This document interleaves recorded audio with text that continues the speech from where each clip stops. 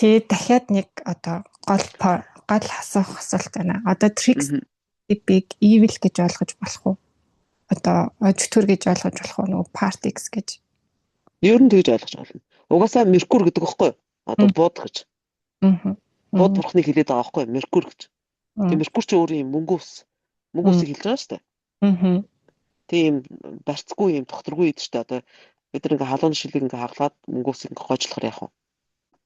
Ингээд холбироод идэв шүү дээ. Ингээд тэгээ бодорч унаалд идэв тий. Барьж авах ерөөс боломжгүй. Тэгээ эн чинь ингээ агаарт ууршаад амар хортол гэдэг байгаа шүү дээ бинд. Харин тий. Тэгээд яг уу зүгээр амьдрал бол бас амьдралын зайлшгүй хэсэг нь тоххой. Угаасаа бидний сэтгэл зүй яг ийм хоёр юмнаас бүрддэг байхгүй. Угаасаа хоёр эсрэг юмнаас. Дандаа. Сайн муу хоёр хэсгээс бүрдэн.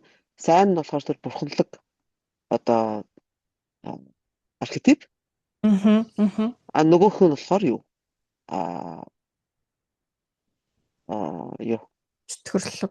Чөтгөрлөг тэр одоо tricks archetype shadow гээл тий. Тэгэл тэр нөгөө юунууд байна шүү дээ. Бас өөр архетипнууд байгаа шүү дээ. Дараахан архетипнууд. Тэр орно тийм. Тэгэл бүгд нийлээл уулын self шүү дээ. Тий. Тэгээ бүгдээрээ ингээд нийлээд өөрөө бүрэн бүтэн тэгээд өөртөө хор хөнөөлгүй, амьдралд хор хөнөөлгүй, бос түнд хор хөнөөлгүй болохыг л юу гэдэг байгаа. Индивидуашн гэдэг юм бодгал. Чаны юм шүү бас тий. Одоо дахиад сүлж ясартай. Яг нэг толгой дотор байгаа юм л та. Нөгөө юм муухай айгүй их ингээд дамгаалцсан байгаа шүү дээ тий. Үүний учир шалтгаан нь юу юм бэ? Яг хүн ингээд өөрийнхөө муухайтай ингээд одоо танихгүй байгаа болохоор тэрийг ингээд тусгаж бодоод байж болж юм. Эсвэл бол одоо юу гэдэг институшн муухайг ингээд хамгаалаад байна. Бүр цаад учир гэж байгаа лөө. Юу гэсэн үг вэ? Одоо нөгөө би ингэж бодохгүй юу? Энэ Библи дээрээ яна хүний шашныг ингэж яаж болохгүй бах. Гэтэ ингээд Библи дээрээ биш үү ингээд нөгөө муухай руу юм тэмүүлэх бүр ингээд нөгөө бичсэн байгаа штэ. Тэр нөгөө яриад идэв штэ beast гэд. Тэрнийхээ дагуу яваад байгаа тэр нөгөө хувь хүн нь одоо хүмүүс болохоор өөрсдөө ойлгохгүй нэг тийм програмчлагдсан өөрсдөө муухай тийм юм болоо гэж бодохгүй юу? Ямар ч тийм сайхныг ингээд баг ингээд умартсан юм шиг тэгж аваад байгаа нь бүр ингээд цаанаасаа бүр хэдэн мянган жилээрээ юу яагаад одоо бичигдсэн. Тэр яг тэрэн дээр яг зүгээр хэлэхэд сонирхолтой юм юу гэхээр юунгийн үтснэр болохоор одоо өвөг дээдсээс ертөнцийн үүслийн домог манд ямар байна? Тэр чинь эргээгээд цаашд хөгжлийн чинь програм болдог гэдэг байгаа байхгүй хөтөлбөр. Тэгэхээр энэ залмаатны шашинтнуудын одоо энэ Авраамын шашинтнуудын өнөг болтол ингээ хөгжөөд явж байгааг цорын ганц үнэн гэж бид нар ойлгож болохгүй байхгүй. Ойлгож байна уу? Тийм. Авраамд нь ч өөрснөө болохоор энийг цорын ганц үнэн гэж тайлбарлаад байдаг байхгүй хүмүүст. Яг гадны хүмүүст одоо жишээлх юм бол бид нарт тийм үү? Харалтаа ингээд түүхийг эргээд харалтаа энэ болж яасан одоо юунд Библиэд бичсэн ярлж бичсэн зөвгөнж бичсэн юмнууд чинь ингээд биелээд исэн байгаа үстэй гэдэг. Ойлгож байна уу?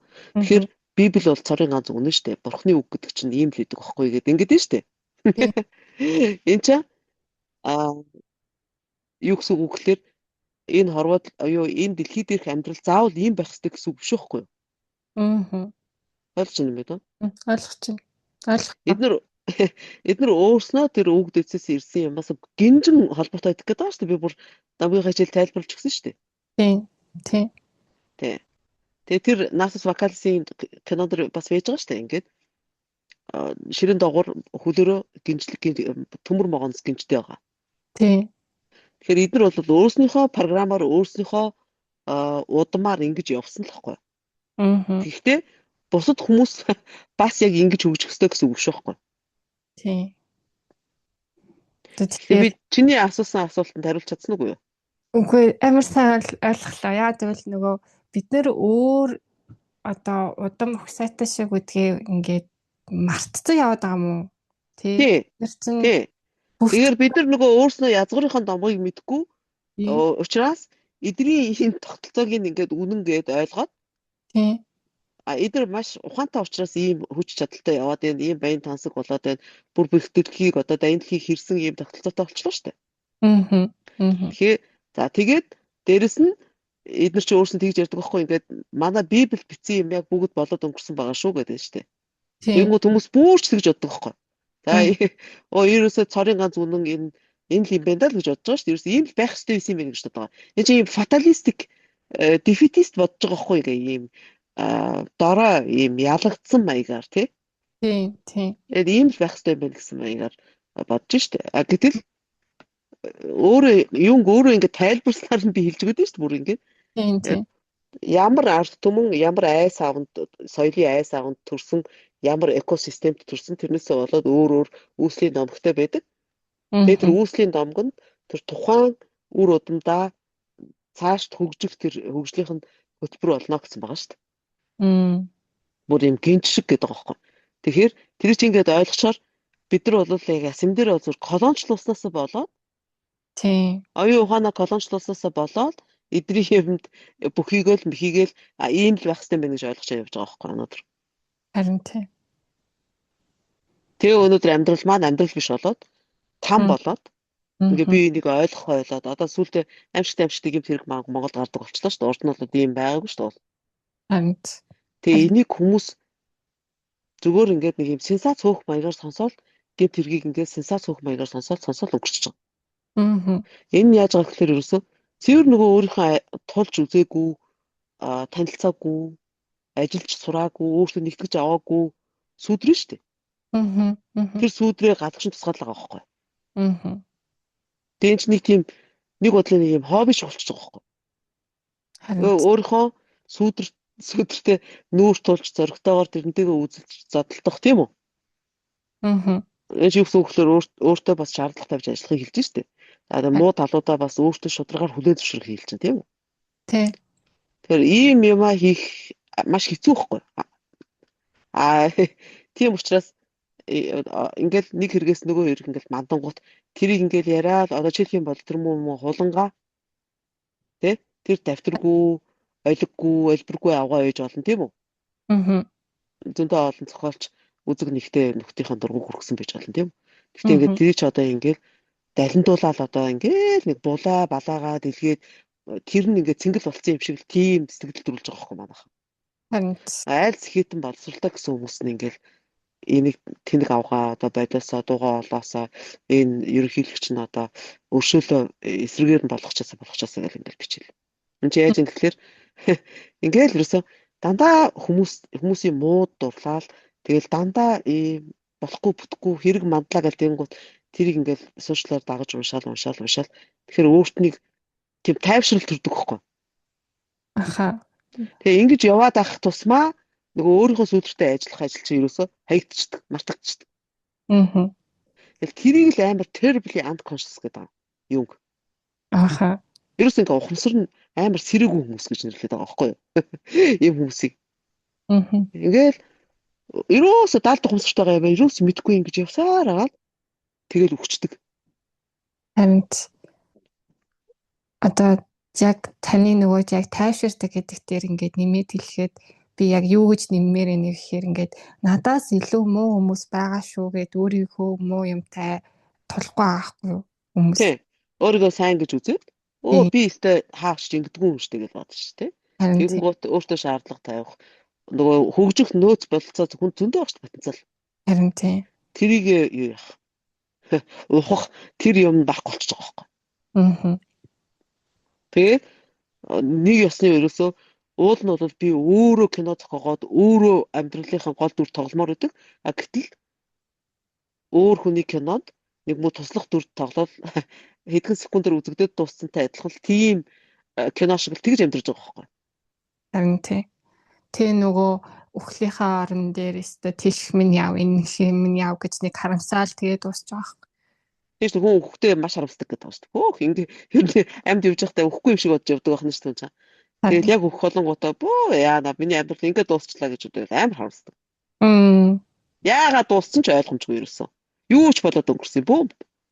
Харин урсгалаар нөгөө үерийн усанд үгүй бол мөрний усанд ингээд урсаад явж байгаа хөөс шиг үгүй бол юу шиг модны замгалшгал тэгж л амьдэрсэн байгаа шүү дээ. Их хүн хүмүүс тэгж л амьдэрсэн. Одоо мань мэд ч гэсэн одоо ер нь тиймэрхүү л амьдарч байгаа шүү дээ. Ер нь хүний хилэлтгүй. Тэрүүгээрээ гүний сэтгэл зүйн хүнд маш хэрэгтэй байхгүй. Тий. Чи ч гэсэн ялгаагүй шүү гэдгээ ойлгоод өөрийнхөө баг өдрийг ингээд өөртөө ингээд одоо нүүр тулааж ажиллаад тэгээд нүүц бололцоогоо багаар гаргаад тэгээд нөгөө бусдад хэрэгтэй үйл хийх тий. Нөгөө чиний хийж байгаа юм чинь зөвхөн өөрт ашигтай биш бусдад хэрэгтэй.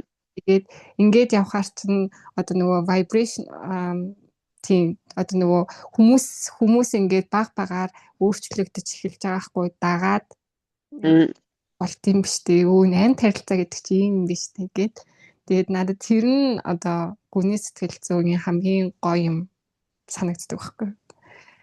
Тэгэлгүй яах вэ?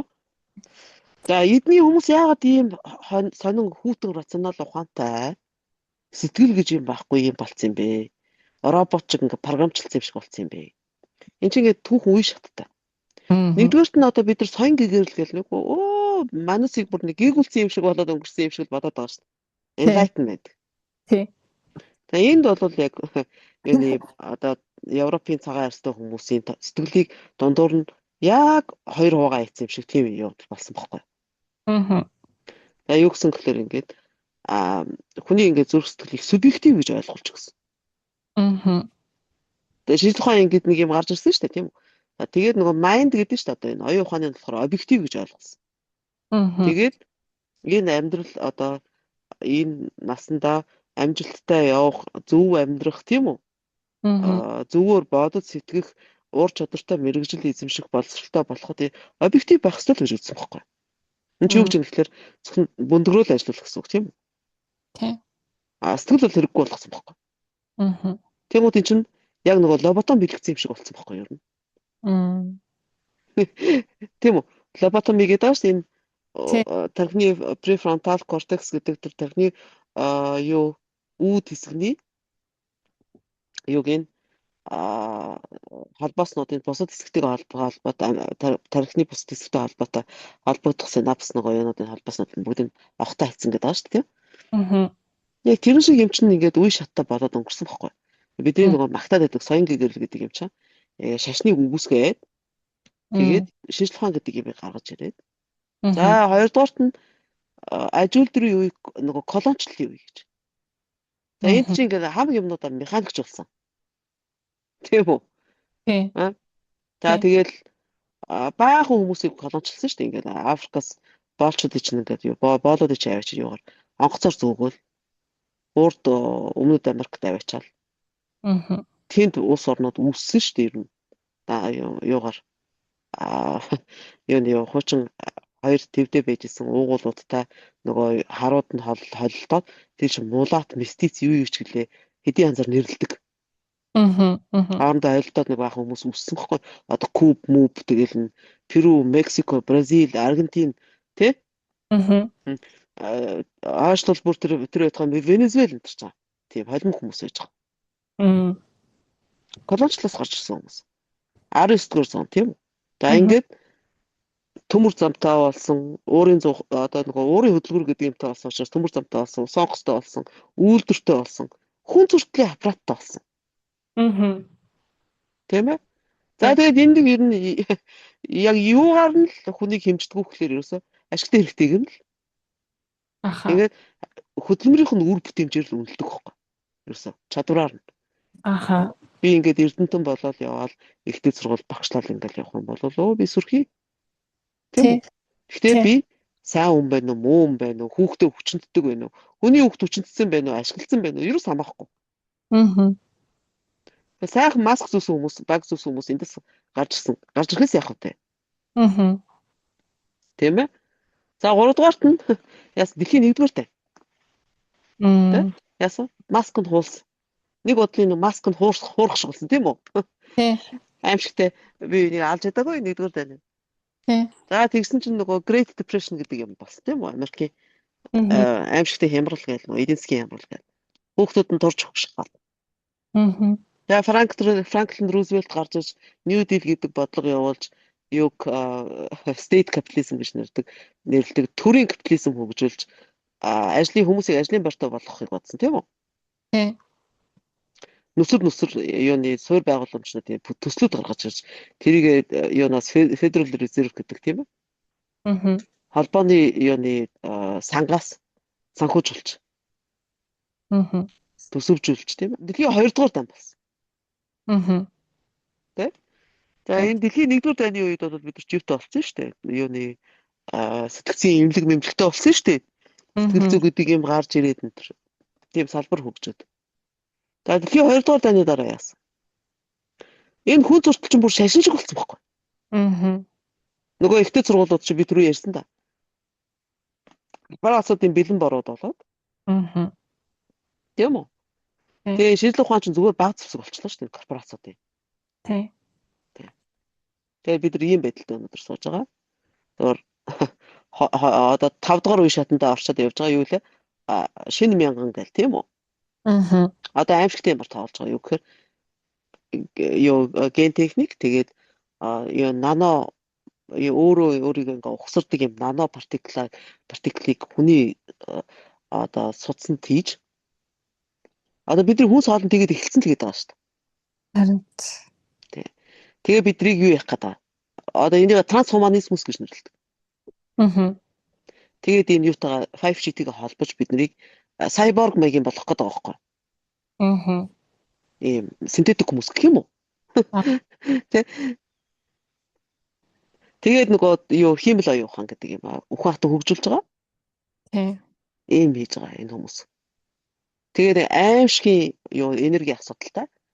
Энэ хиймэл оюун ухааныг нь ажиллуулахад мангарах цэвэр ус нөгөө хөрөх гэж хөдөлгөөрийг хөрөх гэж яадаг оруулдаг гэдэг байгаа. Тэгээд бид нар мөд цэвэр усан дээр зодтолтно.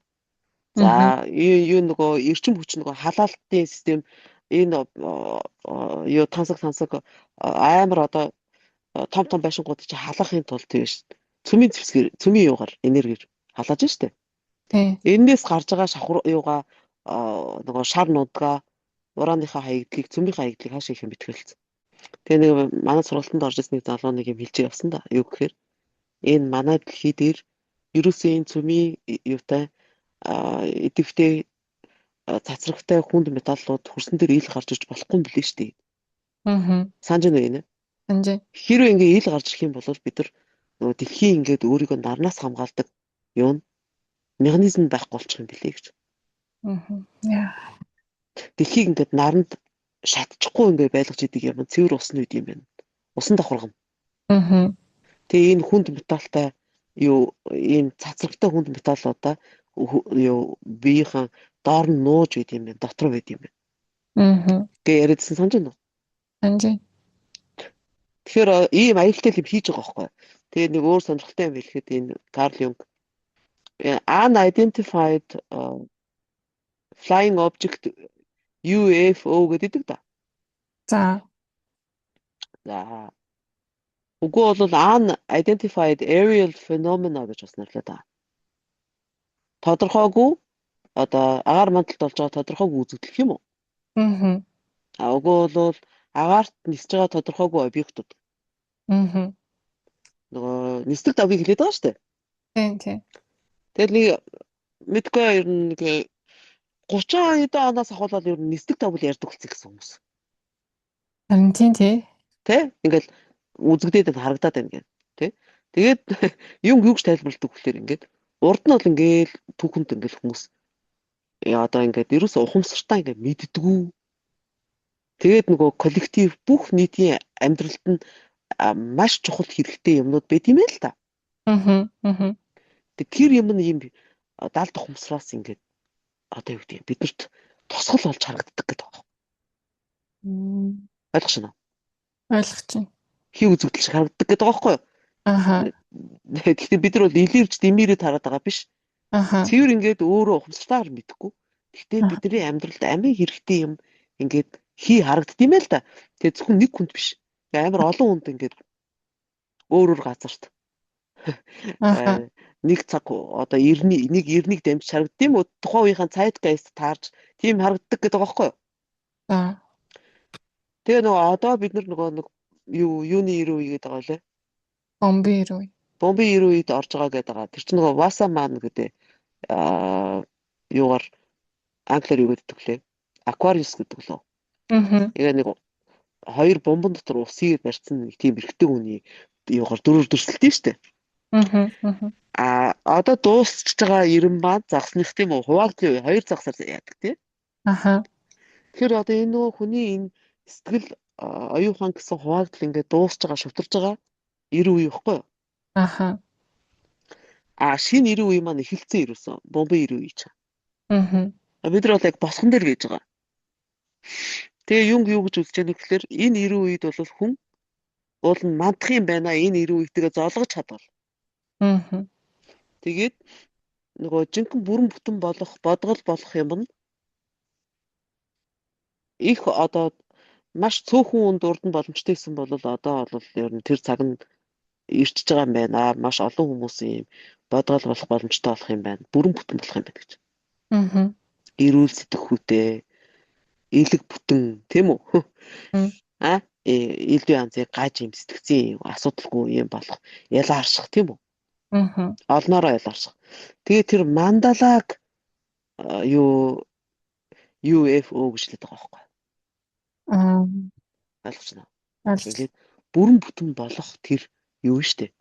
Бэлэгдэл. Мандалаа штэ. Гэтэл бид нар ийм амар тэнийг ийм техно ийм 90 үед одоо амьдарч байгаа учраас эндээ ингээ тархи агуулгацсан учраас тэрийг ингээ өөрөөр төсөлж харж чаддгүй гэж байгаа байхгүй. Ойлгож байна юм да. Урд нь бол ингээ хүмүүс одоо жишээлх юм бол тэр эндэг мэдгийн тэр чинь бүр тийм ёс заншилтайсэн гэдэг байгаа шүү дээ. Мандала зордог бүр. Зориуд тэгжээж өөрийгөө бүрэн бүтэн боллоо. Тэрнээсээ сэтгэл зүйн засал авлаа гэж үздэг байсан гэдэг. Эрчмийн засал тийм үү?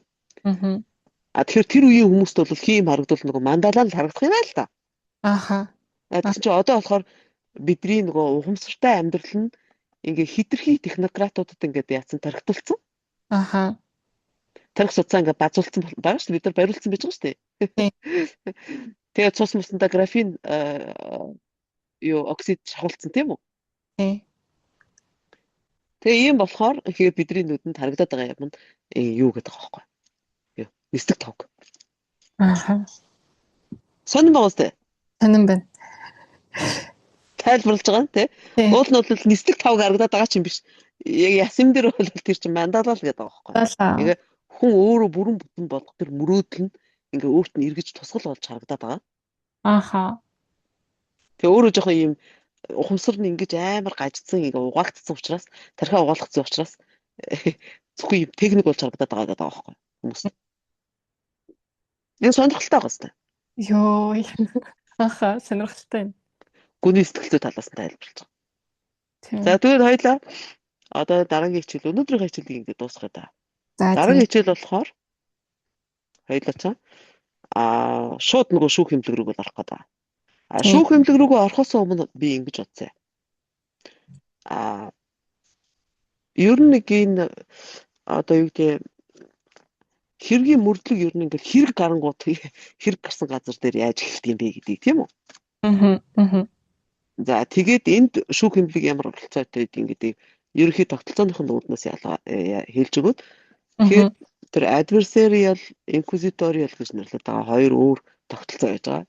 Adversarial гэдэг нь болохоор мэтгэлцээний шүүхийн тогтолцоо байдаг. Энэ Англи, Америк тархсан. Австрали, Канада бас тийм гэж хэлээ. Нөгөө талд болохоор тэр inquisitorial гэдэг юм мөрдөн байцаах чанартай шүүхийн тогтолцоо байхгүй. За. Тэгэхээр тэр нь болохоор одоо юу Герман, Франц тэгэл Испани, Итали, Японч гэсэн жоохон тийм гэж байгаа байхгүй юу? Орос бол бас инквизиториал явж ирсэн. Тэгэхээр ийм ялгаа малгаануудыг ерөнхий ялгаануудыг сайхан хэлж өгөөд Тэгэл яг шүүх хэмжлэг рүү бол орондоо хэдүүлээ. За. Шүүх хэмжлэг рүүгээ ороход ер нь нэг ийм юмнууд чинь хүмүүст ингээд одоо бид нар ийм явах гэж өмнө нь системдээ бас хэллэгөөд ирэх хэрэгтэй гэх байхгүй. Тэгвэл хоёлаа ингээд эхнээс нь хаваад ингээд яриа явчлаа шүү дээ. Тэнгүүт яг юу ярьснаа хүмүүс бол бас сонсоход бол сонирхолтой байгаад идэг тий. Тэгвэл структураа сайн мэдгүй үлдчихвэл бас харамсалтай. Тэгэхээр эхлээд хоёлаа хэрэг гарсан газар дээрээс эхлэх нь шүү дээ. Тий.